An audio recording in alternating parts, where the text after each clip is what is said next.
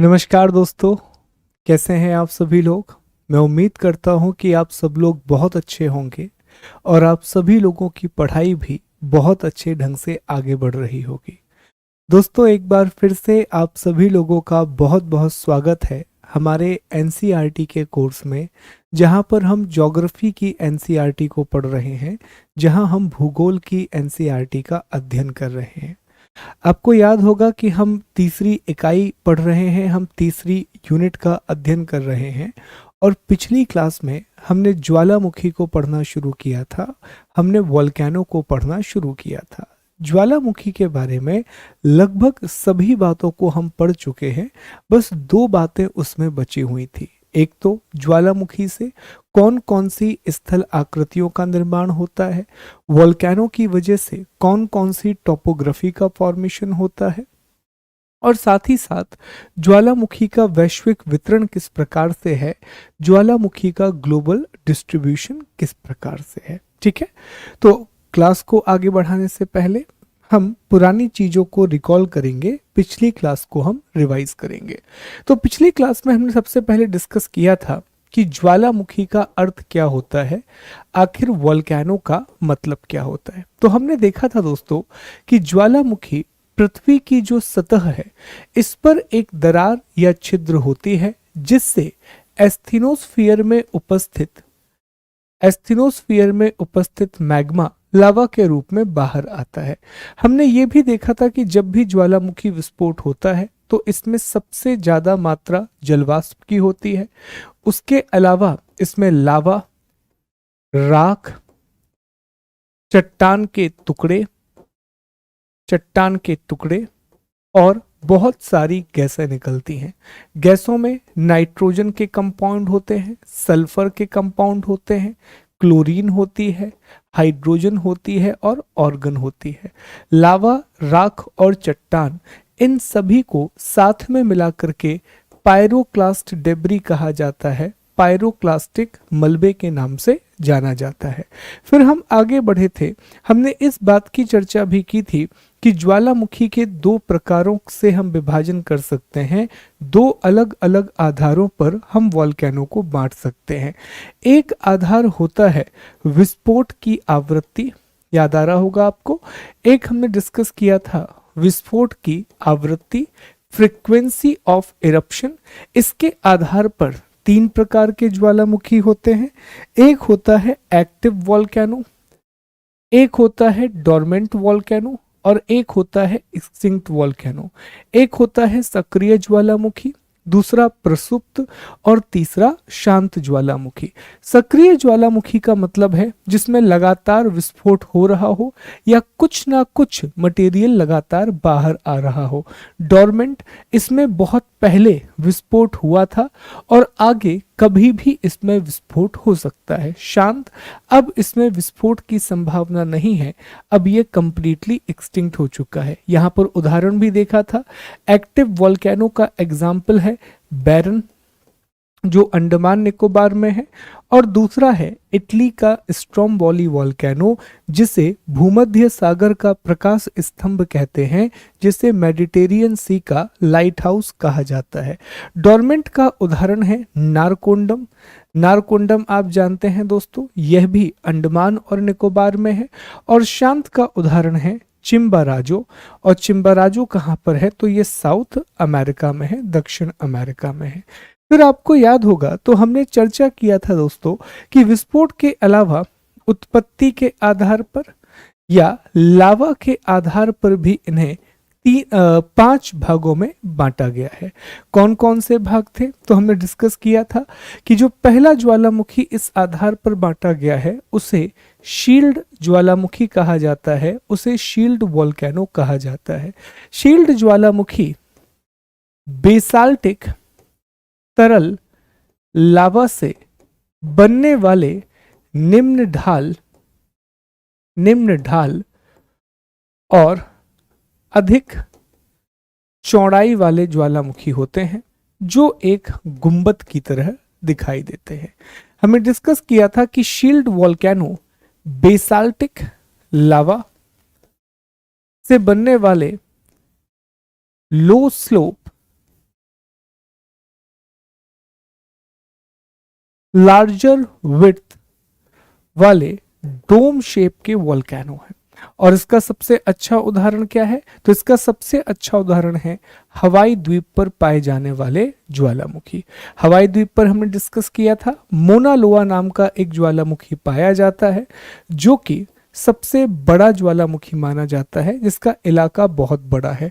हवाई द्वीप कहाँ पर है? तो ये प्रशांत महासागर में है, पैसिफिक ओशियन में है, और प्रशांत महासागर में भी ये अमेरिका में स्थित है। शील्ड ज्वालामुखी के बाद हम आगे बढ़े थे, और शील्ड के बाद हमने चर्चा किया था दोस्तों कंपोजिट या फिर मिश्रित ज्वालामुखी की।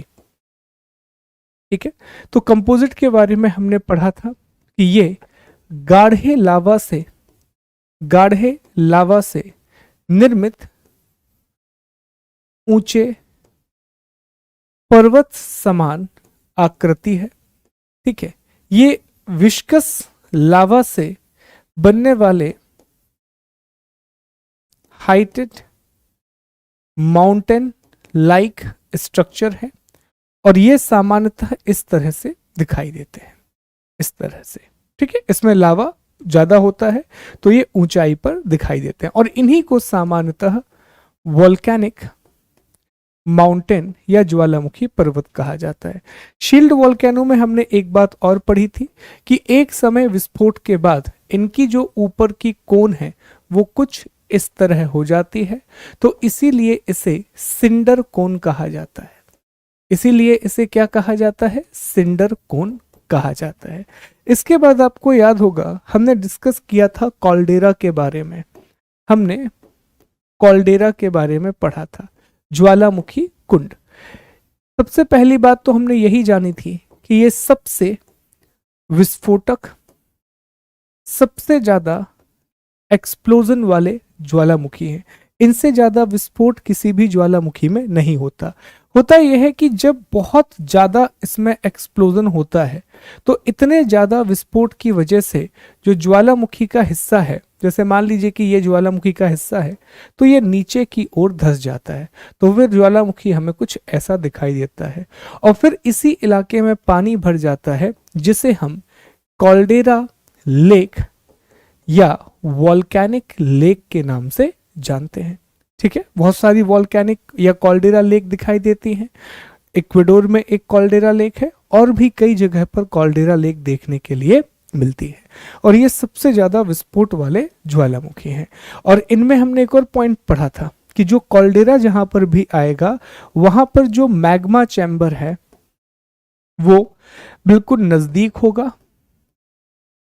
होगा, और बहुत सारा मैग्मा होता है, अमाउंट ऑफ मैग्मा काफी ज्यादा होता है। कॉल्डेरा के बाद फिर हम आगे बढ़े थे दोस्तों, तो हमने डिस्कस किया था बेसाल्ट प्रवाह क्षेत्र के बारे में, बेसाल्टिक फ्लो प्रोविंस के बारे में। ठीक है, तो ये सबसे विस्तृत ज्वालामुखी माने जाते हैं। विस्तृत का मतलब है ये बहुत बड़े क्षेत्र में फैलते हैं। तो इसकी परिभाषा हमने डिस्कस की थी कि ये भी तरल बेसाल्ट लावा से बनते हैं, और इनका विस्तार बहुत ज्यादा होता है, और इन्हीं से या तो वॉल्केनिक प्लेटू बनता है या फिर वॉल्केनिक प्लेन, जिसे लावा प्लेन भी कहा जाता है। इसकी वजह से या तो ज्वालामुखी पठार का निर्माण होता है या फिर लावा के मैदान का निर्माण होता है। इसका सबसे अच्छा उदाहरण है महाराष्ट्र में स्थित दक्कन का पठार, डेक्कन प्लेटू। ठीक है, दक्कन का पठार। और इनमें भी जैसे हमने डिस्कस किया था कल की, जो शील्ड वॉल्केनो होते हैं, तो शील्ड वॉल्केनो में भी जो लावा है वो या तो दरार से बाहर आता है या फिर फवारे के रूप में बाहर आता है, फाउंटेन के शेप में बाहर आता है। तो ठीक इसी तरह जो बेसाल्ट फ्लो प्रोविंस होते हैं वहां पर भी इसी तरह लावा बाहर आता है, या तो वो दरार के रूप में बाहर आएगा या फिर दोस्तों वो जो लावा है वो फवारे या फाउंटेन के रूप में बाहर आएगा। इसके बाद हमने आखिरी में डिस्कस किया था मिड ओशनिक रिज के बारे में। हमने आखिरी में मिड ओशनिक रिज, मध्य महासागरीय कटक की बात की थी। हमने देखा था तो वो बनाते हैं। ये महाद्वीपीय भाग है, पर्वत है, यहाँ आप बैठे हुए हो मोबाइल लेकर के मेरा लेक्चर देख रहे हो, ठीक है। अब यहाँ पर पानी भरा हुआ है, ठीक है, लेट्स अज्यूम। तो क्या होगा, समुद्र के अंदर अगर दो अलग अलग प्लेटें हैं, मान लीजिए कि ये एक प्लेट है और ये एक दूसरी प्लेट है, ये दोनों एक दूसरे से दूर जा रही हैं, तो यहाँ वोल्केनो इरप्शन होना शुरू होगा और यहाँ पर एक पर्वत बन जाएगा। इसी को हम मिड ओशनिक रिज कहते हैं। ये लगभग 70,000 किलोमीटर की लंबाई से पूरी दुनिया में फैले हुए हैं और एक दूसरे के साथ जुड़े हुए हैं। और मैप भी आपको दिखाया था हमने कल। मैप में हमने अलग अलग रिजेस की चर्चा की थी कि ये देखिए मिड अटलांटिक रिज है, यहाँ पर देखेंगे तो पैसिफिक रिज दिखाई देगा, यहाँ पर इंडियन ओशन का रिज दिखाई देगा। तो इस तरह इनका अलग अलग विस्तार है। आगे जाकर के जब हम महासागरीय विज्ञान पढ़ेंगे या फिर हम ओशनोग्राफी पढ़ेंगे, उसमें हम डिटेल से चर्चा करेंगे कि आखिर ये रिज क्या होते हैं, कैसे इनका निर्माण होता है और इनका महत्व क्या है। और यही कारण है कि जो महासागरों की भूपर्पटी है, जो ओशन की क्रस्ट है, वो नई है, जबकि महाद्वीपों की भूपर्पटी काफी पुरानी है। Continental crust is older than the oceanic crust, क्योंकि महासागरीय परपटी रिन्यू होती रहती है, वो हर बार उसका नवीनीकरण होता रहता है। कैसे, ये हम आगे जाकर के डिस्कस करेंगे। तो यहाँ तक सारी बातों की हमने चर्चा कर ली थी। अब आगे बढ़ने से पहले एक बहुत इंपॉर्टेंट बात, एक छोटा सा करेक्शन है। ऑल्दो मैंने कल टेलीग्राम चैनल पर डाल दिया था दोस्तों, पर यह करेक्शन जरूर कीजिएगा कि जो उल्का है, जो मिटियोर है, वह अप्रत्यक्ष स्रोत में आता है, वह इनडायरेक्ट सोर्स में आता है। ये अपडेट कर लेंगे, वह अप्रत्यक्ष स्रोत में आता है, वो इनडायरेक्ट सोर्स में आता है। अभी जैसे ही ये यूनिट आज खत्म होगी तो मैं आपको कंप्लीट पीडीएफ शेयर करूंगा। अब तक हमारी जितनी भी क्लासेस हुई हैं उन सभी का एक कंबाइंड पीडीएफ मैं आपको शेयर करूंगा। तो उसमें हमने ये अपडेट भी कर दिया है जो भी सारी बातें हैं, ठीक है। तो ये हमने वहां पर अपडेट भी कर दी है। क्लियर है, तो ये आप अपडेट कर लेंगे कि उल्का जो है वो अप्रत्यक्ष स्रोत है, इनडायरेक्ट सोर्स है। चलिए, तो अब हम आगे बढ़ते हैं और आज के टॉपिक की बात करते हैं। और आज का हमारा टॉपिक है ज्वालामुखी से बनने वाली स्थल आकृतियां, वोल्केनिक टोपोग्राफी। ज्वालामुखी से बहुत सारी स्थल आकृतियां बनती हैं, वोल्केनो से बहुत सारी टोपोग्राफी बनती है, पर एनसीईआरटी में सिर्फ 6 या 7 स्थल आकृतियां दी गई हैं जिनके बारे में हमें बात करनी है। हमें समझना है बैथोलिथ का अर्थ क्या होता है, लैकोलिथ का अर्थ क्या होता है, लेपोलिथ का मतलब क्या होता है, पैकोलिथ का अर्थ क्या है, सिल का मतलब क्या है और डाइक का मतलब क्या है। सिल और शीट ये दो एक साथ आती हैं, तभी मैंने कहा था कि कुल 7 प्रकार की स्थलाकृतियां दी गई हैं। There are total 7 types of volcanic topography given in the NCERT. अब ये जो शब्द है ना, ये आपने पहले भी कहीं ना कहीं सुने होंगे, और पहली बार भी अगर सुन रहे हो तो बड़ा अजीब सा लगता है और बड़े मुश्किल से शब्द लगते हैं कि सर ये कैसे याद होंगे। पर ट्रस्ट में आपको एक एक वर्ड याद होगा, क्योंकि इसका कंसेप्ट आप समझ गए तो फिर इनको याद करने में कभी भी कोई समस्या नहीं जाएगी। तो पहले एक बार मैं ब्लैंक पेज पे आपको समझाऊंगा और फिर हम इसको डायग्राम से समझेंगे तो बहुत इजीली आपको समझ में आ जाएगा। तो अभी कमेंट पर ध्यान नहीं देना है, आप सभी को पूरा फोकस करना है जो हम बोर्ड पर समझने वाले। चलिए डिस्कस करते हैं। तो दोस्तों, जब भी ज्वालामुखी आएगा, जब भी वोल्केनिक इरप्शन होता है, जब भी ज्वालामुखी विस्फोट होता है, तो इसकी वजह से निश्चित तौर पर स्थल आकृतियों का निर्माण होगा, निश्चित तौर पर इसकी वजह से टोपोग्राफी का फॉर्मेशन होगा। सर ऐसा क्यों? ऐसा इसलिए कि जब भी ज्वालामुखी विस्फोट होगा, जब भी वोल्केनिक इरप्शन होगा, तो यहाँ से लावा निकलेगा। और लावा क्या है? पिघली हुई चट्टान है। और लावा जैसे ही बाहर आएगा वो ठंडा होना शुरू होगा, और जब लावा ठंडा होना शुरू होगा तो वो किसी ना किसी स्थल आकृति का निर्माण करेगा, वो किसी ना किसी टोपोग्राफी का निर्माण तो करेगा। ठीक है सर, हमें यह समझ में आ गया कि आखिर वोल्केनो से, आखिर ज्वालामुखी से स्थल आकृति कैसे बनेगी। कोई पूछेगा कैसे बनेगी, जवाब क्या दोगे कि सब लावा बाहर आएगा, लावा ठंडा होगा, और जैसे ही लावा ठंडा होगा वो चट्टान बन जाएगा, और चट्टान से स्थल आकृतियां बन जाएंगी। रॉक की वजह से ही अलग अलग टोपोग्राफी का फॉर्मेशन होगा।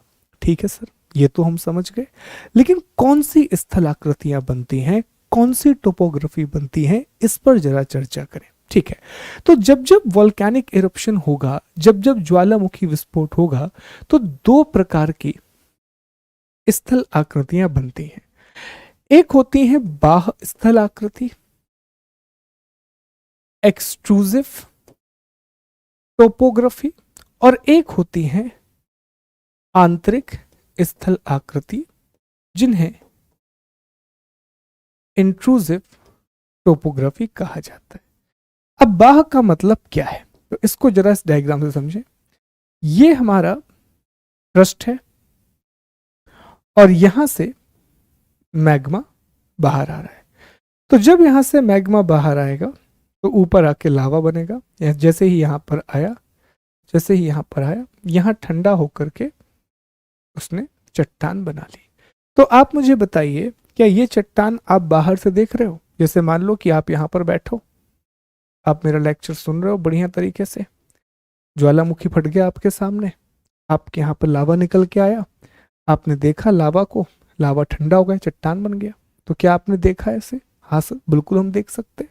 ठीक है, तो क्या मैं ये कह सकता हूं कि ये बाह्य चट्टानें हैं? क्या मैं ये कह सकता हूं कि ये एक्सट्रूसिव रॉक या एक्सट्रूसिव टोपोग्राफी है? बिल्कुल कह सकते हैं सर, क्योंकि ये बाहर की ओर बन रही है। तो इन्हें एक और नाम दिया जाता है, इन्हें ज्वालामुखी चट्टानें भी कहा जाता है, ज्वालामुखी चट्टानें। और याद रखा, एक छोटी सी बात मैं आपको अभी बता दूं कि लावा के ठंडा होने से, लावा के ठंडा होने से जो भी चट्टान बनती है उसे आग्नेय चट्टान कहा जाता है, उसे इग्नियस रॉक कहा जाता है। और चूंकि ये चट्टान बाहर बन रही है, इसलिए इसे बाह्य आग्नेय चट्टान कहा जाएगा, इसे एक्सट्रूसिव इग्नियस रॉक कहा जाएगा।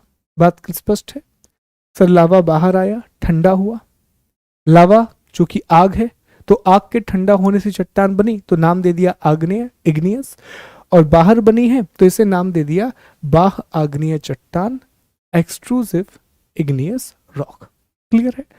अब दूसरी कहानी यह है कि यहां पर इस तरह से चट्टानें पाई जाती हैं। ये हमारी क्रस्ट है दोस्तों, ये हमारी क्रस्ट है, लेकिन इन चट्टानों में बीच बीच में दरारें होती हैं।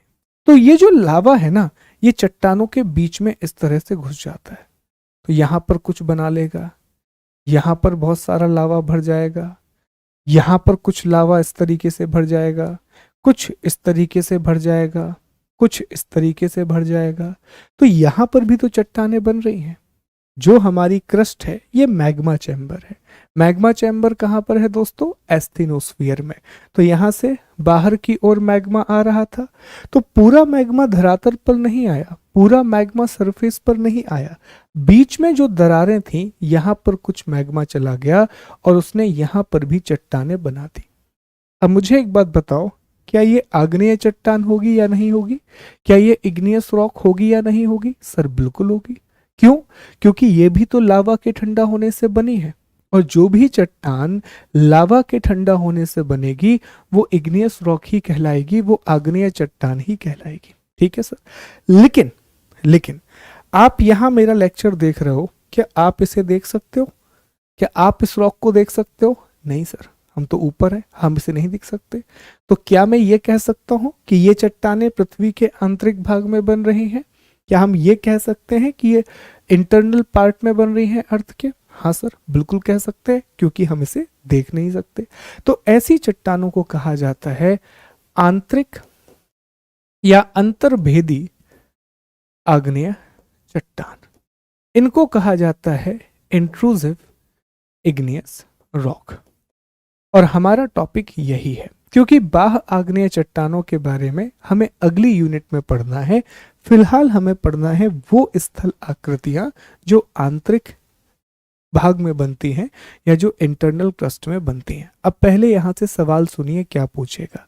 पहला सवाल सीधा सीधा पूछेगा कि ज्वालामुखी के कारण किस प्रकार की चट्टानों का निर्माण होता है, वोल्केनो की वजह से what kind of rock are formed. तो जवाब क्या देंगे, इग्नियस रॉक, आग्नेय चट्टानों का निर्माण होता है। फिर पूछेगा कि इग्नियस रॉक या आग्नेय चट्टान कितने प्रकार की होती है, तो जवाब देंगे 2 प्रकार की होती है। ऐसी चट्टानें जो सतह पर बनती हैं उन्हें बाह्य आग्नेय चट्टान कहा जाता है, एक्सट्रूसिव इग्नियस रॉक कहा जाता है। और जो क्रस्ट के अंदर दरारों में लावा के ठंडा होने से बनती है उन्हें अंतर्भेदी आग्नेय चट्टान कहा जाता है। The rock which formed in the crust is known as the intrusive igneous rock। ठीक है, तो उन्हें अंतर्भेदी आग्नेय चट्टान या आंतरिक आग्नेय चट्टान कहा जाता है। तो इन्हीं की चर्चा हमें करनी है। इन्हीं को हम वॉल्केनिक टोपोग्राफी भी कहते हैं। क्यों कहते हैं सर? इसलिए क्योंकि इन चट्टानों का निर्माण ज्वालामुखी की वजह से हुआ है। अब इन्हीं को अलग अलग नाम दिए गए। एक को नाम दिया गया बैथोलिथ, एक को नाम दिया गया लैकोलिथ, एक को नाम दिया गया डाइक, एक को लैपोलिथ, एक को फैकोलिथ, एक को सिल, एक को शीट। इस प्रकार से अलग अलग नाम दिए गए। तो पहले हम इसको बोर्ड पर समझेंगे, फिर हम इसको डायग्राम से समझेंगे और पीपीटी से पढ़ते हुए इस टॉपिक को खत्म करेंगे। ट्रस्ट में बहुत इजी होगा जब एक बार आप इसे समझ लेंगे। तो ध्यान देते हैं, यहां पर हम क्रस्ट को बनाते हैं दोस्तों।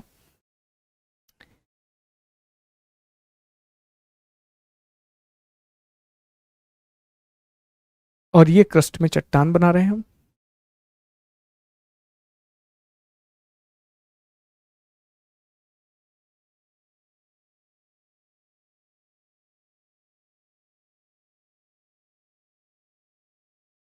यहां पर दुर्बलता मंडल है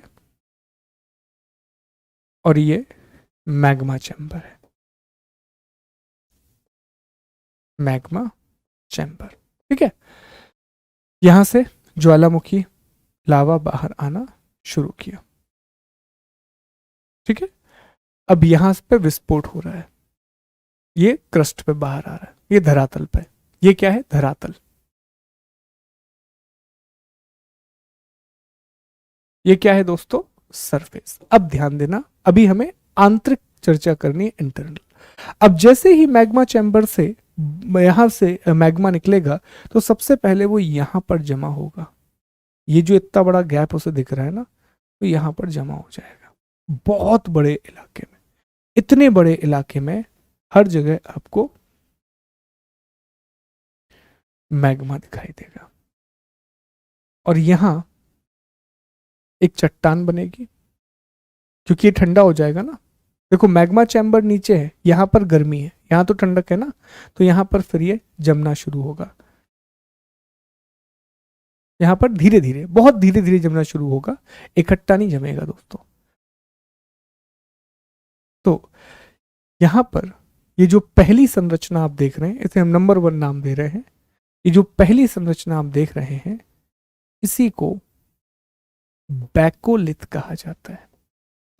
ये कैसी चट्टान है सर? यह एक अंतर्भेदी चट्टान है, इंट्रूसिव रॉक है।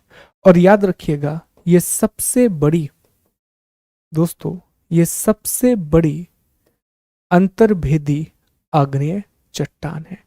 It is the largest intrusive igneous rock. और इसमें ग्रेनाइट पाया जाता है, इसमें ग्रेनाइट पाया जाता है।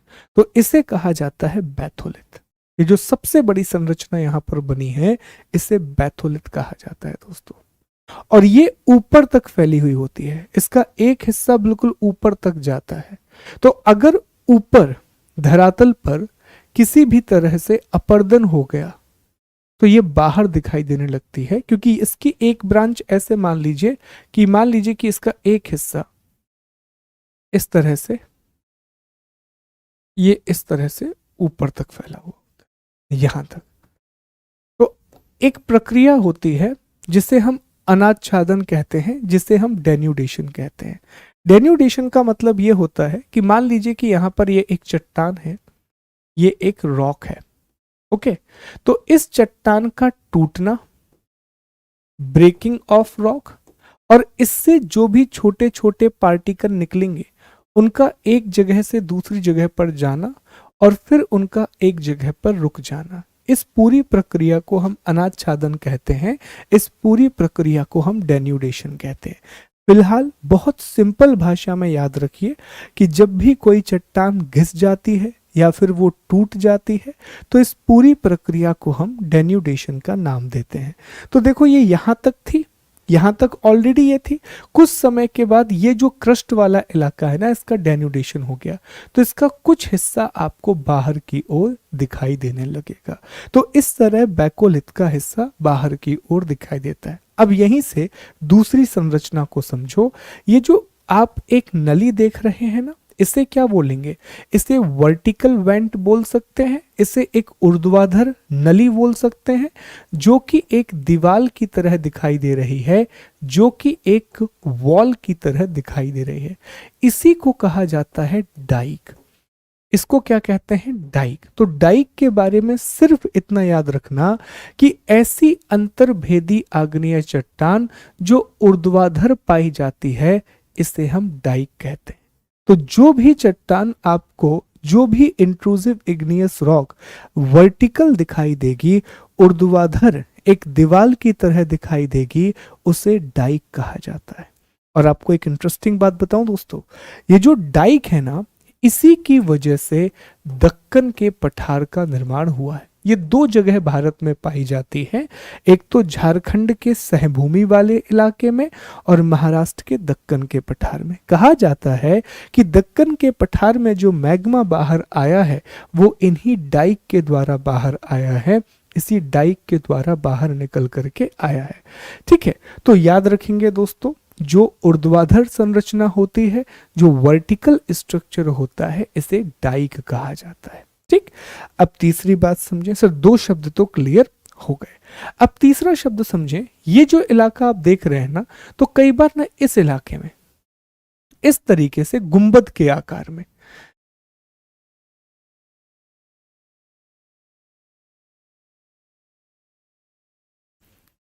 एक गुंबद के आकार में, अगर आप देख पा रहे हो तो एक गुंबदाकार है। गुंबद के आकार में यहां लावा के ठंडा होने से एक चट्टान बनती है और इस गुंबदाकार चट्टान को नाम दिया जाता है लैकोलिथ। ठीक है, तो ये तीन नाम हो गए। एक हो गया बैकोलिथ, जो सबसे बड़ी चट्टान है। दूसरा, यहां पर एक डोम शेप की रॉक बनी, गुंबदाकार चट्टान बनी, जिसे लैकोलिथ कहा जाता है। क्या कहा जाता है? लैकोलिथ कहा जाता है। और दोस्तों इंटरेस्टिंग बात यह है कि ये लैकोलिथ भी एक डाइक के द्वारा बैकोलिथ से जुड़ा रहता है। जिस तरह से ये ऊपर सरफेस तक पहुंचा हुआ है एक डाइक के द्वारा, ठीक उसी तरह जो लैकोलिथ है वो भी एक डाइक के द्वारा बैकोलिथ से जुड़ा रहता है। तो तीन नाम अब तक हमने पढ़े हैं। एक हमने पढ़ा बैकोलिथ, जो कि सबसे बड़ी अंतर्भेदी चट्टान है। फिर हमने पढ़ा डाइक, जो कि वर्टिकल या दीवाल की तरह दिखने वाली एक अंतर्भेदी चट्टान है। और तीसरा हमने पढ़ा लैकोलिथ, जो कि एक गुंबदाकार संरचना है, जो कि एक डोम शेप का इंट्रूसिव रॉक है, जो डाइक के द्वारा बैकोलिथ से जुड़ा रहता है, जो which is connected to batholith via dyke. ठीक है, और डाइक कहां पर पाए जाते हैं? तो डाइक हमें देखने के लिए मिलते हैं दक्कन के पठार में और झारखंड की सहभूमि में। और दोस्तों ये जो लैकोलिथ है, ये हमें देखने मिलता है कर्नाटक के पठार में, कर्नाटक के पठार में। ओके, ध्यान देंगे। अब एक और स्थलाकृति बचती है, इसे फैकोलिथ कहा जाता है। तो फैकोलिथ क्या होता है, जैसे यहां पर देखिए दोस्तों, ये चट्टान का ऊपरी हिस्सा है और ये आप देखेंगे तो चट्टान का निचला हिस्सा है। यहां पर ऊपरी हिस्सा है, यहां चट्टान का निचला हिस्सा है। तो यहां पर कुछ चट्टान बन जाएगी और इस निचले हिस्से में कुछ चट्टान बन जाएगी। ओके, इसे एंटीक्लाइन और सिंक्लाइन कहा जाता है, अपनति और अभिनति कहा जाता है। तो जब चट्टानों का निर्माण इस तरह, अगर मैं इसको अलग से बनाऊं इस तरीके से, तो मान लीजिए कि एक चट्टान इस तरह से है, एक चट्टान कुछ यहां बना देते हैं। ओके, तो ये चट्टान का ऊपरी इलाका है और ये चट्टान का निचला इलाका है। तो यहां पर और यहां पर अगर कोई चट्टान बन जाए, इसी तरीके से बना दीजिए, ठीक है। तो ऐसी चट्टानों को हम फैकोलिथ के नाम से जानते हैं। क्या कहते हैं? फैकोलिथ, जो कि एंटीक्लाइन और सिंक्लाइन पर बनते हैं, अपनति और अभिनति पर बनते हैं। उन्हें हम क्या कहते हैं दोस्तों? फैकोलिथ के नाम से जानते हैं। तो ये आपकी तीसरी संरचना हो गई। चौथी संरचना, इसे हम क्या कहेंगे? इसे हम फैकोलिथ का नाम देंगे, जो कि इंक्लाइन, एंटीक्लाइन और सिंक्लाइन पर बनती है। अब यहां पर कुछ और आकृतियां दिखाई देंगी। कई बार क्या होता है, यहां तस्तरी के आकार में कुछ इस तरह है। एक सॉशर देखा है आपने? तस्तरी देखी है जिससे जादू आया था? कुछ इस तरह की संरचना में अगर एक क्षैतिज चट्टान बन जाए, अगर तस्तरी की संरचना में एक क्षैतिज चट्टान बन जाए, तो इसे कहा जाता है दोस्तों लैपोलिथ। इसे क्या कहा जाता है? इसे लैपोलिथ कहा जाता है। देखो, नाम में बिल्कुल कंफ्यूज मत होना। बैकोलिथ ये बड़ी सी चट्टान है, लैपोलिथ ये डोम आकार की चट्टान है, और लैपोलिथ हम किसे कह रहे हैं? तस्तरी के आकार की क्षैतिज चट्टान को कह रहे हैं। ये जो सॉशर के शेप में जो हॉरिजॉन्टल रॉक दिख रही है, इसे हमने क्या नाम दिया है? लैपोलिथ का नाम दिया है। और ठीक इसी तरह क्या होता है दोस्तों, यहां पर कुछ पतली पतली चट्टानें बन जाती हैं। इन पतली चट्टानों को शीट कहा जाता है। और अगर यही चट्टान कहीं कहीं पर मोटी हो जाए, इस तरह से इतनी मोटी हो जाए, तो इस मोटी चट्टान को हम सिल कहते हैं। क्या कहते हैं? सिल कहते हैं। अब देखो, ध्यान देना, एक समान बात क्या है, चाहे आप शीट को देख लो, चाहे आप सिल को देख लो, और चाहे आप लैपोलिथ को देख लो, ये तीनों ही क्षैतिज स्थल आकृतियां हैं। ये तीनों ही हॉरिजॉन्टल शेप में है। मतलब जो सॉशर की तरह दिखने वाली हॉरिजॉन्टल इंट्रूसिव रॉक है, इसे लैपोलिथ कहा जाता है।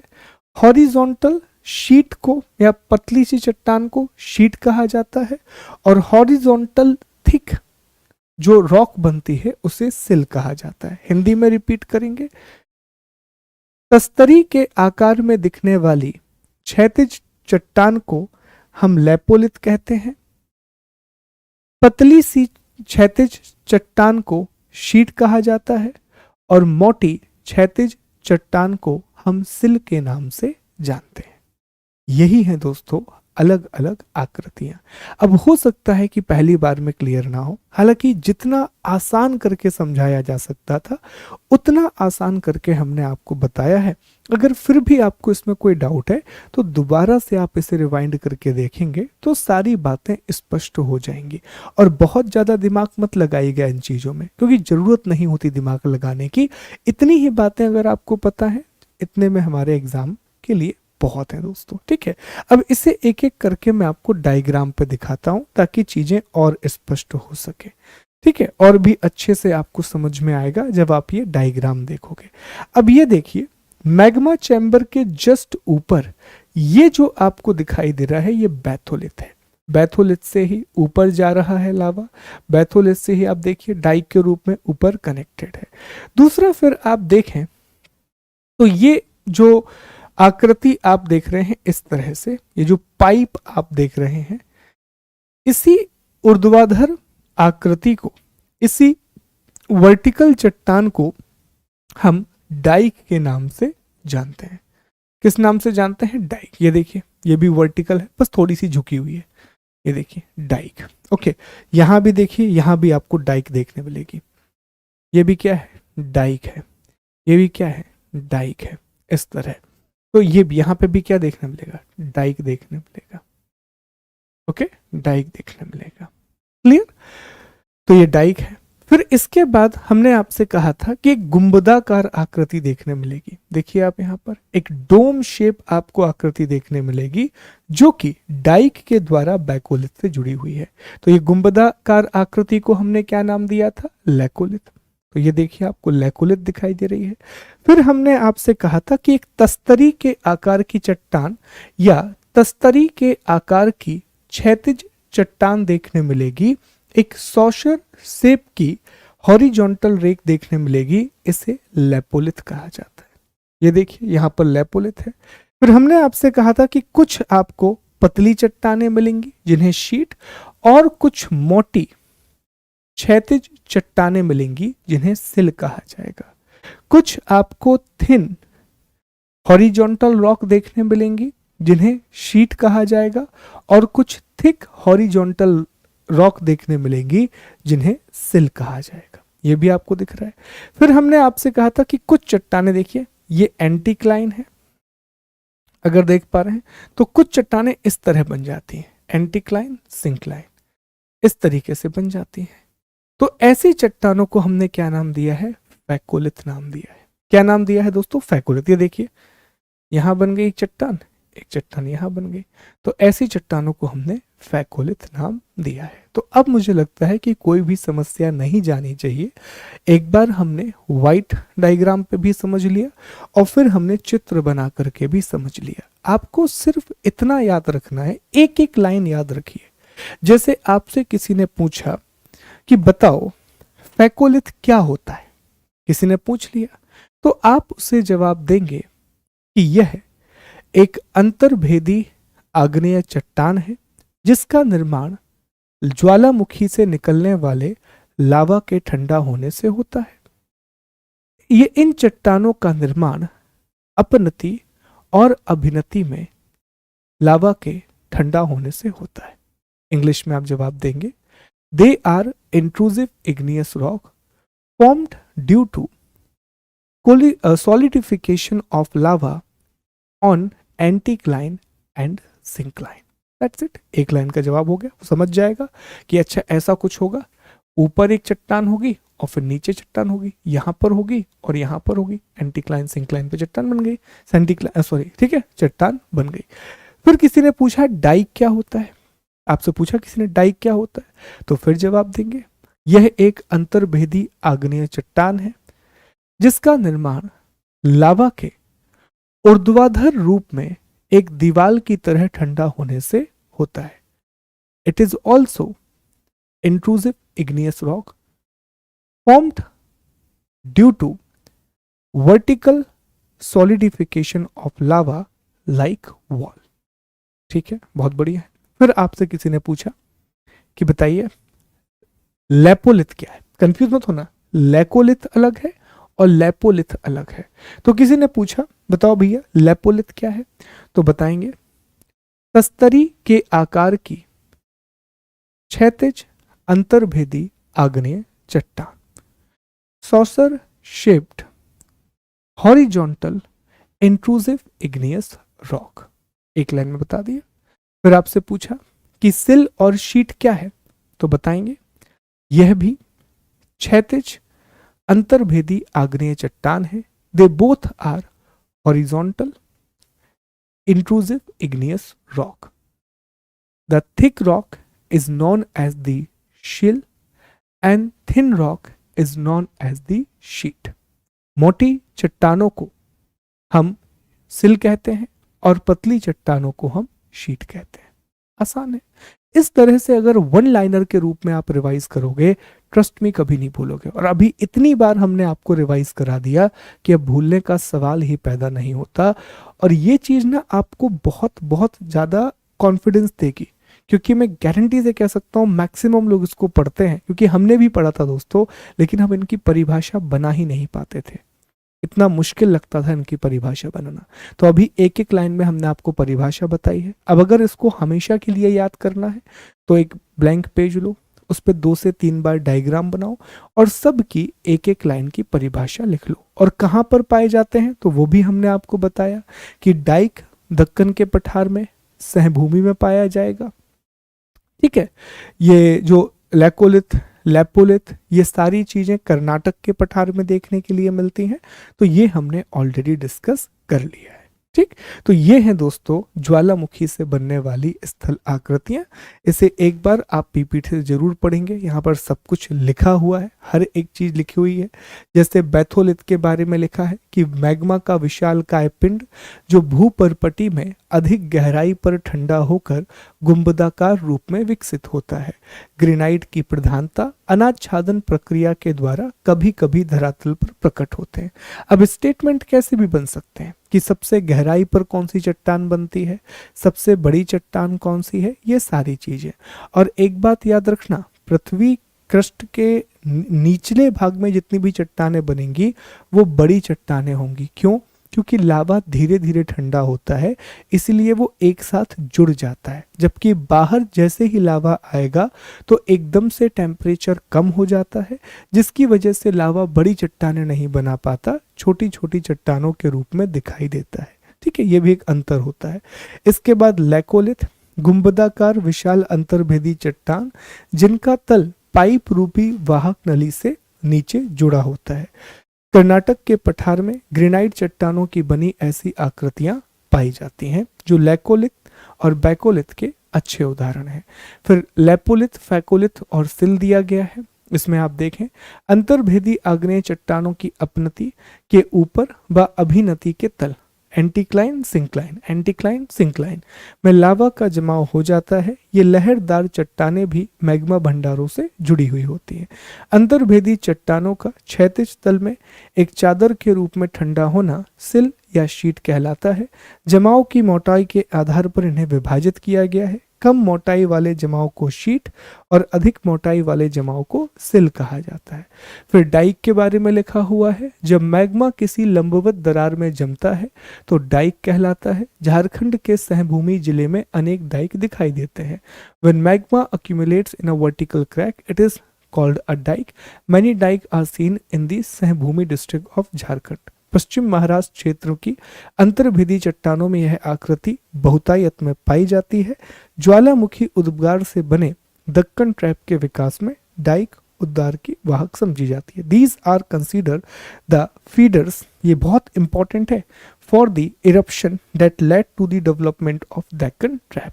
यहीं से ना स्टेटमेंट बनते हैं, ये छोटे छोटे स्टेटमेंट यहीं से बन जाते हैं कि अच्छा दक्कन का पठार कैसे बना, उसमें डाइक का क्या महत्व है।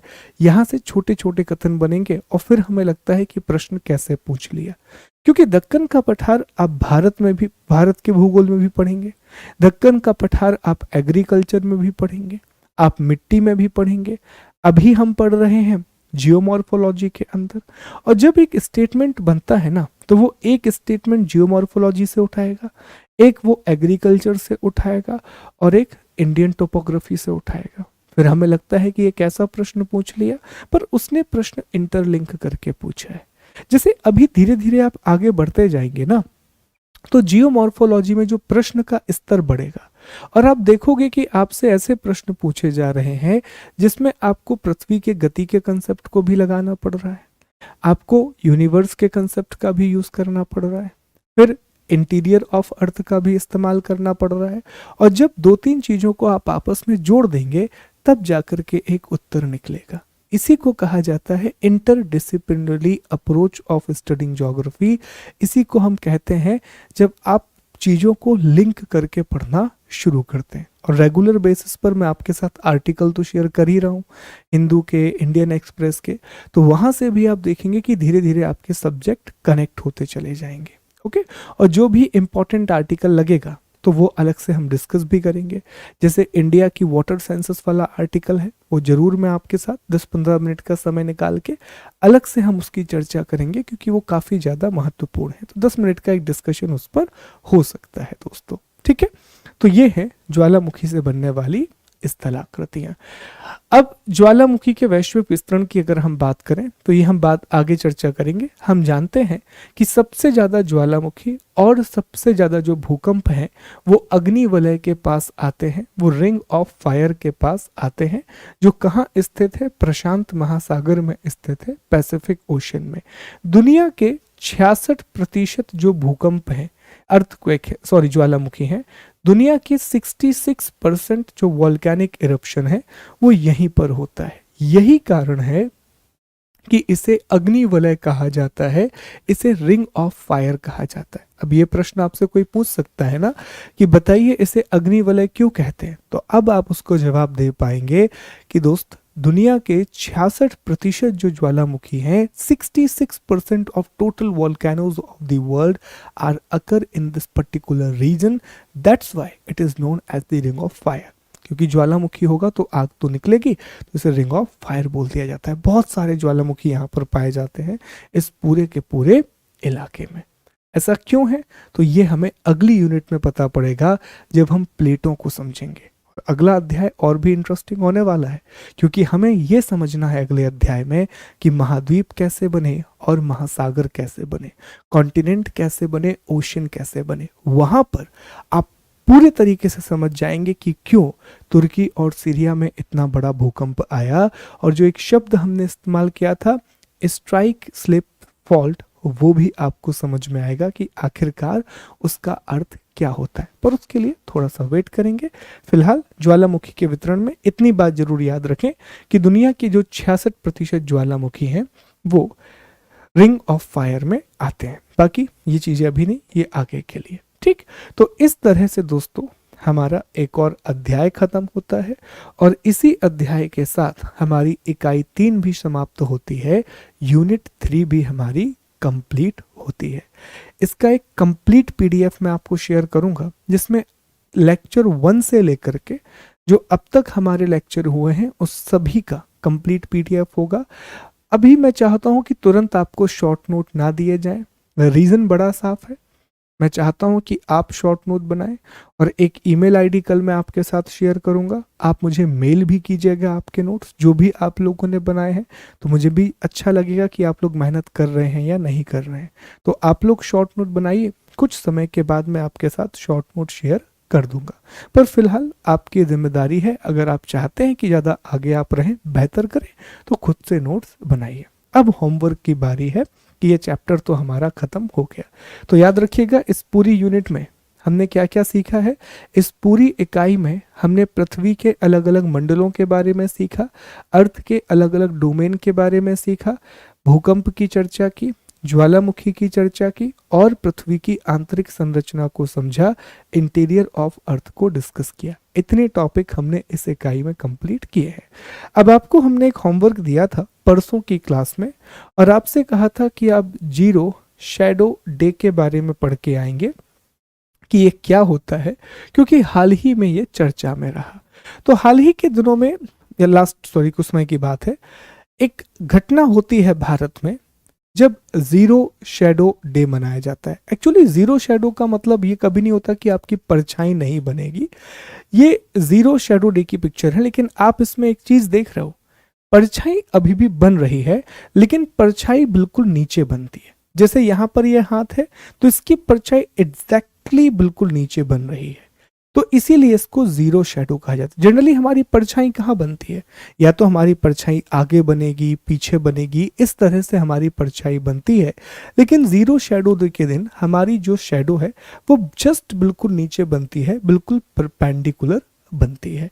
तो हमें यह समझना है कि आखिरकार ऐसा क्यों होता है, ऐसा कहाँ कहाँ पर होता है, और इससे जुड़े हुए क्या क्या प्रश्न हैं जो हमें पता होने चाहिए। तो याद कीजिए दोस्तों, हमने जब 6वीं की क्लास की एनसीईआरटी पढ़ी थी तो वहां हमने सीजन साइकिल के बारे में पढ़ा था, वहां हमने ऋतु चक्र के बारे में पढ़ा था, और वहां हमने ये देखा था कि हमारी जो पृथ्वी है वो सूर्य के पर्सपेक्टिव में अलग अलग स्थितियों पर आती है। एक समय अर्थात 21 जून का समय होता है जब सूरज की किरणें कर्क रेखा पर सीधी पड़ रही होती हैं, ट्रॉपिक ऑफ कैंसर पर लंबवत होती हैं या ओवरहेड होती हैं। फिर एक समय 22 दिसंबर का आता है और 22 दिसंबर के दिन सूरज की जो किरणें हैं वो मकर रेखा पर लंबवत होती हैं, वो ट्रॉपिक ऑफ कैप्रिकॉर्न पर ओवरहेड होती हैं। याद होगा आपको।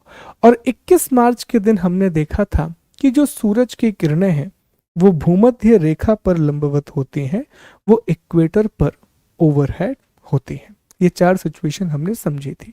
तो क्या हम ऐसा कह सकते हैं दोस्तों कि 21 मार्च के बाद 21 मार्च के बाद सूर्य जो है, या फिर हम यहाँ 21 मार्च की चर्चा ना करें, हम सीधी 22 दिसंबर की बात करें, तो यहां से सूर्य धीरे धीरे उत्तर की ओर आना शुरू होगा। यहां से सूर्य धीरे धीरे नॉर्थ, मतलब पृथ्वी का हिस्सा अब नॉर्थ की ओर आना शुरू होगा। और यहां से फिर 21 जून के बाद अब पृथ्वी का जो हिस्सा है, पृथ्वी का दक्षिणी हिस्सा सूर्य के सामने आना शुरू होगा, ऐसा हम कह सकते हैं। तो अगर मैं आपसे इस मैप की बात करूं तो ये हमारा ट्रॉपिक ऑफ कैंसर है और ये टॉपिक ऑफ कैप्रिकॉर्न है। ये कर्क रेखा है, ये मकर रेखा है। तो सूरज एक बार यहां आया यस और नो। अब यहां से वापस, अभी मतलब एग्जांपल के लिए मान लो कि सूरज आया, ऑल्दो सूरज मूव नहीं होता, हम उसके परिप्रेक्ष्य मूव रहे हैं, पर फिर भी मान लो यहां पर आया, फिर यहां से वापस गया, ठीक है, फिर यहां से फिर ऊपर की ओर आया। तो अगर यहां पर एक व्यक्ति खड़ा हुआ है तो पहले एक बार उसे सूरज ऐसे मिलेगा और फिर 2 बार ऐसे मिलेगा, मतलब 2 बार उसकी मुलाकात होगी। अब हमारे बेसिक्स पर चलो, आपको सारी चीजें याद आएंगी। हमने डिस्कस किया था कि कर्क और मकर रेखा के बीच में सूरज वर्ष में कम से कम एक बार तो लंबवत जरूर होता है। Between Tropic of Cancer and Capricorn जो सन है वो एटलीस्ट एक बार तो ओवरहेड जरूर होता है। अब मुझे एक बात बताओ, अगर सूरज मेरे बिल्कुल ऊपर आ जाए तो मेरी परछाई कहां बनेगी? अगर कोई भी लाइट का सोर्स एग्जैक्टली मेरे ऊपर आप रख दोगे तो मेरी परछाई नीचे की ओर बनेगी और कहीं नहीं बनेगी। तो याद रखना दोस्तों, जीरो शैडो डे का मतलब होता है जब सूरज किसी भी क्षेत्र या व्यक्ति के बिल्कुल लंबवत होता है, जिसे जीनीत कहा जाता है, ओवरहेड होता है, उसी को हम जीरो शैडो डे का नाम देते हैं। तो ये कितनी बार होगा? जैसे मान लीजिए कि पहले कहां कहां होगा, तो ये बात तो स्पष्ट है कि सर ओवरहेड जो है सन वो सिर्फ कैंसर और कैप्रिकॉर्न के बीच में ही होता है। सूरज की किरणें जो लंबवत हैं वो कर्क और मकर रेखा के बीच में ही आती हैं। इसके अलावा कहीं भी सूरज की किरणें लंबवत नहीं होती। तो इसका ये मतलब हुआ दोस्तों कि जीरो शैडो डे की जो घटना है, बहुत ध्यान से ये स्टेटमेंट सुनिएगा, जीरो शैडो डे, शून्य छाया दिवस की जो घटना है वो सिर्फ और सिर्फ कर्क और मकर रेखा के बीच में ही देखने मिलेगी, कैंसर और कैप्रिकॉर्न के बीच में ही देखने मिलेगी। अगर कोई भी स्थान कैंसर और कैप्रिकॉर्न से बाहर है तो वहां पर जीरो शैडो डे नहीं होगा। आंसर कीजिएगा, तुरंत याद होगा। अब मुझे एक बात बताओ, यहां पर है भोपाल और यहां पर है न्यू दिल्ली और बीच में है ये कर्क रेखा। आप ही आंसर करोगे कमेंट में। क्या नई दिल्ली में कभी जीरो शैडो डे आएगा? क्या न्यू दिल्ली में कभी शून्य छाया दिवस आएगा? सर सवाल ही पैदा नहीं होता। क्यों?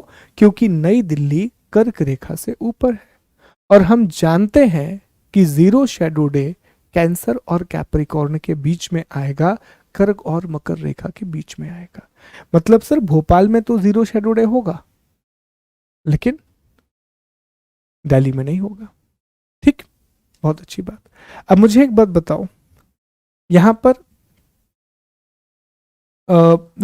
ये इंडिया है, भारत है, और ये अंटार्कटिक महाद्वीप है जिसे व्हाइट कॉन्टिनेंट भी कहा जाता है। क्या कभी भी अंटार्कटिक महाद्वीप में शून्य छाया दिवस होगा, जीरो शेडो डे होगा? यस और नो में आंसर करो। सर नहीं हो सकता। क्यों?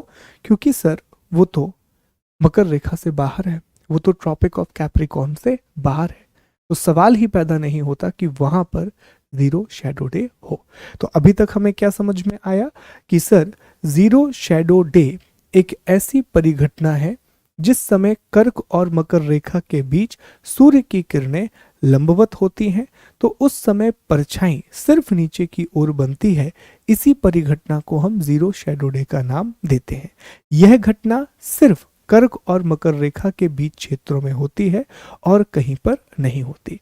अब दूसरा सवाल यह पैदा होता है कि एक स्थान पर, जैसे यहां पर मान लीजिए हमने एक जगह ली चेन्नई, यहां पर हमने एक जगह ली चेन्नई, तो एक स्थान पर एक साल में कितने बार जीरो शैडो डे आएगा?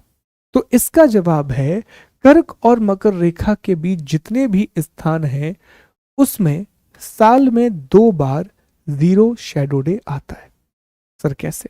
देखो, एक बार जब सूर्य मकर रेखा पर है, यहां बनाते हैं मकर रेखा पर है, तो ये कर्क रेखा पर आएगा, तो उसे चेन्नई मिला, यस और नो? अब कर्क रेखा से सूर्य दोबारा मकर रेखा जाएगा, तो फिर उसे चेन्नई मिला, हाँ सर बिल्कुल मिला। ठीक है, सूर्य नहीं जाता है, पृथ्वी घूमती है, पर अभी आसान भाषा में समझो। ठीक है, तो एक बार मकर रेखा से कर्क रेखा की ओर गया, कैप्रिकॉर्न से कैंसर की ओर गया, तब भी चेन्नई मिला, और फिर कैंसर से कैप्रिकॉर्न की तरफ आया, तब भी चेन्नई मिला। तो एक क्षेत्र में कितनी बार जीरो शैडो डे होगा? सर 2 बार होगा। 2 बार शून्य छाया क्षेत्र बनता है, जीरो शैडो डे बनता है। अब यहीं से कुछ प्रश्न निकल के आएंगे, आप इनका जवाब देंगे और फिर हम आगे बढ़ेंगे। देखिए, भारत में गुजरात, राजस्थान, मध्य प्रदेश, छत्तीसगढ़, झारखंड, पश्चिम बंगाल और ये त्रिपुरा और मिजोरम, 8 राज्यों से होकर के कर्क रेखा गुजरती है। मतलब क्या हुआ कि इन 8 राज्यों के ऊपर का ये जो पूरा इलाका है, इस पूरे के पूरे इलाके में जीरो शैडो डे नहीं होगा। इस पूरे इलाके में दोस्तों शून्य छाया दिवस नहीं होगा, लेकिन इस पूरे इलाके में जो कर्क रेखा के नीचे है उसमें जीरो शैडो डे होगा। ठीक है, अब इसमें आप एक प्रश्न का जवाब देंगे, काफी अच्छा प्रश्न है। Which of the following Indian cities are likely to observe a zero shadow day in a year? निम्नलिखित में से किस भारतीय शहर में एक वर्ष में शून्य छाया दिवस मनाने की संभावना है? कंप्लीटली मैपिंग क्वेश्चन है। अगर आपको पता है कि कौन सा स्थान कर्क रेखा के ऊपर या इसके नीचे, कर्क रेखा पर या उससे नीचे है, तो वहां पर जीरो शैडो डे होगा, और अगर कर्क रेखा के ऊपर है तो वहां पर जीरो शैडो डे नहीं होगा। पूरा मैपिंग। अब मान लो आपको कंसेप्ट पता भी है, और अगर आपको मैप नहीं पता तो आप इस प्रश्न का जवाब दे ही नहीं पाएंगे दोस्तों। अब देखिए चेन्नई, तो चेन्नई तो सर हमें क्लियरली पता है कि चेन्नई में तो होगा। क्यों? क्योंकि सर हम जानते हैं, इंडिया का मैप में पता है चेन्नई यहाँ पर है और कर्क रेखा यहाँ कहीं से तो होकर के जाती है, तो सर यहाँ तो कोई डाउट नहीं है। दूसरा सर मुंबई, सर मुंबई भी नीचे है, कोई इशू नहीं है। सर पुणे भी नीचे है, सर कोई इशू नहीं है पुणे में। ठीक है सर, ये 3 में तो कोई दिक्कत नहीं है। कंफ्यूजन है क्या इम्फाल में होगा, क्या गांधीनगर में होगा, क्या आइजोल में होगा?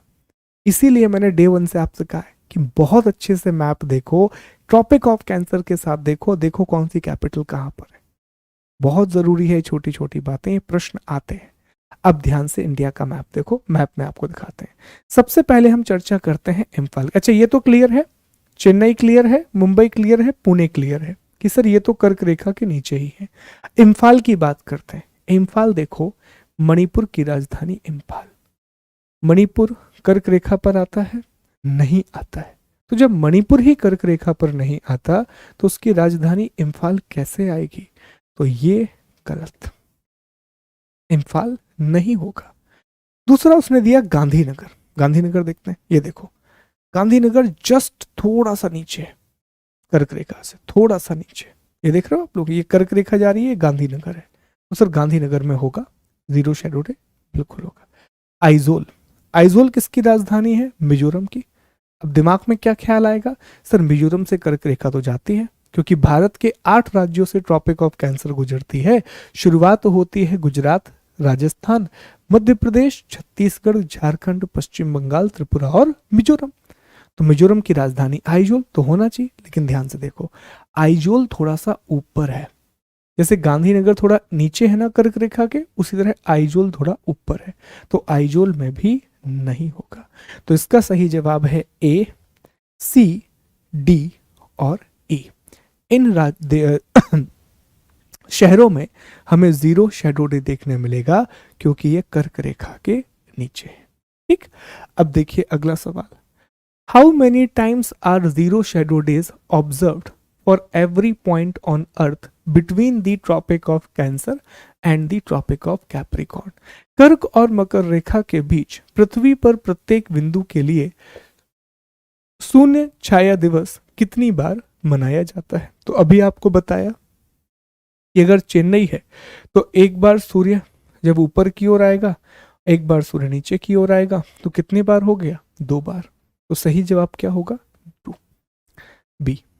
अगला, ये काफी अच्छा प्रश्न है और यही प्रश्न पूछा था आप में से एक व्यक्ति ने, जहां से हमने आपको होमवर्क दिया। ठीक है, on which of the following date is your shadow at noon the smallest? निम्नलिखित तिथियों में से किस में दोपहर को आपकी छाया सबसे छोटी होगी? देखो अभी भी हमने आपको बताया जीरो शेडो डे का ये मतलब नहीं है कि शेडो बनना बंद हो जाएगी, शेडो तो होगी लेकिन बहुत छोटी होगी, क्योंकि बिल्कुल नीचे बनेगी, एग्जैक्टली नीचे बनेगी, जैसा कि हम इस डायग्राम में देख रहे हैं। शेडो खत्म नहीं हुई है, यहां पर देखो शेडो खत्म नहीं हुई है, पर बिल्कुल नीचे बन रही है, एग्जैक्टली नीचे बन रही है शेडो। ये हाथ है तो इसकी शेडो यहां पर है, मतलब शेडो क्या है? सबसे छोटी है। तो सबसे छोटी शैडो कब होगी ये आपको बताना है इस प्रश्न के आधार पर। क्या डेट दी गई है? 14 फरवरी। तो 14 फरवरी को कुछ भी ऐसा नहीं है। 21 मार्च, अब 21 मार्च को कहां पर होगा? भूमध्य रेखा पर। 21 जून और 28 अक्टूबर। तो हमारे उत्तरी गोलार्ध के हिसाब से आंसर होगा 21 जून। 21 जून को सूर्य की किरणें कर्क रेखा पर लंबवत होंगी, जिस वजह से सबसे छोटी परछाई देखने के लिए मिलेगी, स्मॉलेस्ट शेडो देखने के लिए मिलेगी। तो ये पूरा का पूरा कंसेप्ट है जीरो शेडो डे का। और इसी तरह हमारा होमवर्क भी कंप्लीट होता है, हमारी इकाई 3 भी कंप्लीट होती है। अब हम मैपिंग वर्क शुरू करेंगे, जिसमें हम विश्व के प्रमुख ज्वालामुखी को पढ़ना शुरू करेंगे, मेजर वोल्केनो ऑफ अर्थ को डिस्कस करना शुरू करेंगे। और कल की क्लास का टॉपिक मैं अभी से आपको बता दे रहा हूँ, जो हमारा टेस्ट 2 हुआ था, अक्षांश देशांतर तथा पृथ्वी की गतियां, latitude, longitude and motion of the earth, इस पर परिचर्चा करेंगे, इस पर डिस्कशन करेंगे। और कल शाम तक आप या परसों सुबह तक टेस्ट 3 भी अपलोड हो जाएगा, जिसमें आपकी ये पूरी इकाई आएगी। टेस्ट के क्वेश्चन आप दे दिए गए हैं, कल या परसों में टाइप होकर के आ जाएंगे, तो आपका टेस्ट 3 भी अपलोड हो जाएगा, उसे भी आप लगाइए, फिर उस पर भी हम डिस्कशन करेंगे। मैं उम्मीद करता हूं कि आपको यह सेशन समझ में आया होगा और बहुत अच्छे से। अब ये जो चीजें आप पढ़ रहे हैं ना, ये कहा जाता है ना कि कुछ नाजुक चीजें होती हैं और नाजुक चीजों को संभाल करके रखा जाता है। तो ये जो कंटेंट अब आप पढ़ रहे हैं बड़ा ही नाजुक कंटेंट है। अगर आपने इसे संभाल करके नहीं रखा तो जो भी कंसेप्ट आप सीख रहे हो वो सारे गायब हो जाएंगे। 1 महीने के बाद आपको लगेगा ये लेकोलिथ, लेपोलिथ, बैकोलिथ डाइक है क्या, चीज क्या है, आप फिर वहीं पहुंच जाओगे जहां इस क्लास के पहले थे। तो अगर चाहते हो आपकी ये जो बात आपने पढ़ी है या आपको याद रहे, तो मेहनत करो। अभी आपको पीडीएफ मिलेगा टेलीग्राम चैनल पर, मेहनत करो, इसको बनाओ, खुद से परिभाषाएं लिखने की कोशिश करो। लिखने के लिए आलसी मत खाओ। मुझे पता है आपका दिमाग नहीं लिखने देगा आपको, वो 1000 बहाने देगा ना लिखने के, इसी से तो लड़ना है यार, इसी का तो पूरा संघर्ष है। इस दिमाग से जो लोग लड़ जाते हैं ना, वही जाके आगे सफल होते हैं।